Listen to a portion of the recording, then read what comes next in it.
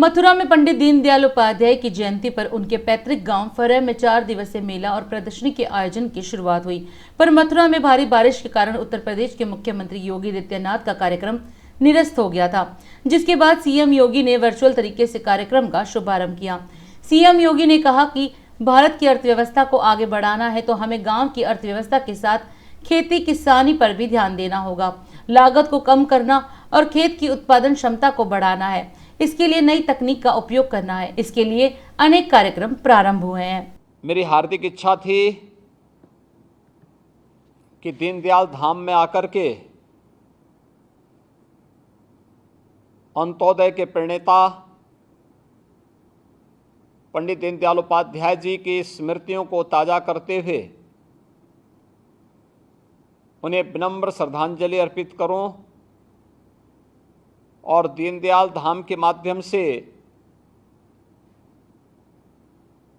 ग्राम्य विकास और अन्नदाता किसानों की खुशहाली के लिए किए जाने वाले कार्यक्रमों को नज़दीक से भी देखूं। लेकिन इंद्र भगवान की इतनी कृपा वहाँ पर हो रही है कि काफ़ी भारी बारिश के बावजूद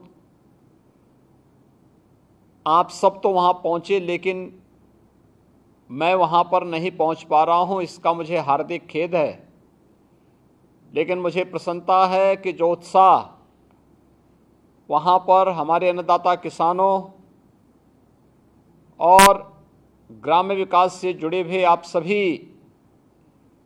बंधुओं के अंदर देखने को मिल रहा है, अत्यंत उत्साहवर्धक है। मैं इसके लिए आप सबका हृदय से अभिनंदन करता हूं, आप सबका स्वागत करता हूं। मेरे लिए अतिरिक्त प्रसन्नता का विषय है कि विगत 50 वर्षों से दीनदयाल धाम में यह कार्यक्रम चल रहा है और 50 वर्षों से ग्राम्य विकास को लेकर, खेती किसानी को लेकर, अन्नदाता किसानों की खुशहाली को लेकर के जो कुछ भी कार्य दीनदयाल धाम में आयोजित हुआ है, आज उसका देश के लिए एक नई प्रेरणा बना है।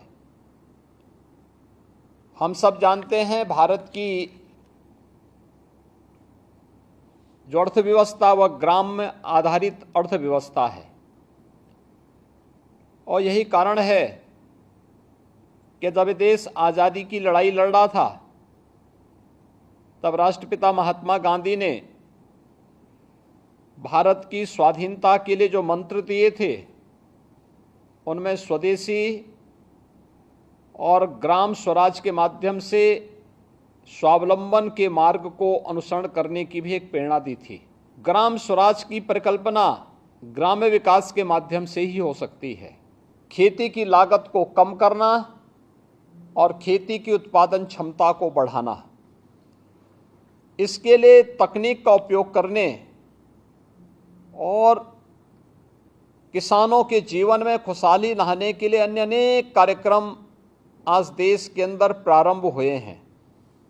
प्रधानमंत्री फसल बीमा योजना, सॉयल हेल्थ कार्ड की योजना, प्रधानमंत्री कृषि सिंचाई की योजना, एमएसपी पहली बार आज़ाद भारत में प्रधानमंत्री मोदी जी के कारण 2018 से न्यूनतम समर्थन मूल्य लागत का 1.5 गुना अन्नदाता किसानों को मिलता हुआ दिखाई दिया है। ये प्रधानमंत्री किसान सम्मान निधि में अकेले उत्तर प्रदेश के अंदर 2,60,00,000 किसान आज के दिन पर आच्छादित हैं, जिसे इस सुविधा का लाभ प्राप्त हो रहा है। उत्तर प्रदेश में प्रधानमंत्री कृषि सिंचाई योजना का लाभ लेते हुए 21 लाख हेक्टेयर से अधिक भूमि को हमें अतिरिक्त सिंचाई की सुविधा भी उपलब्ध करवाई। हमारा प्रयास है कि आगामी 5 वर्ष के अंदर अधिकतर ट्यूबवेल तक या तो हम सिंचाई की सुविधा उपलब्ध करवाएंगे या पीएम कुसुम योजना के अंतर्गत वहां पर सोलर पैनल देकर के किसान बंधु को हम फ्री में सिंचाई की सुविधा का लाभ उपलब्ध करवाने में भी सफल होंगे। आज हमारे अन्नदाता किसानों के ही परिश्रम और पुरुषार्थ का परिणाम है कि अकेले उत्तर प्रदेश के अंदर हम लोग 1,80,000 करोड़ रुपए आज उत्तर प्रदेश के अन्नदाता किसानों के खातों में डीबीटी के माध्यम से भेज चुके हैं।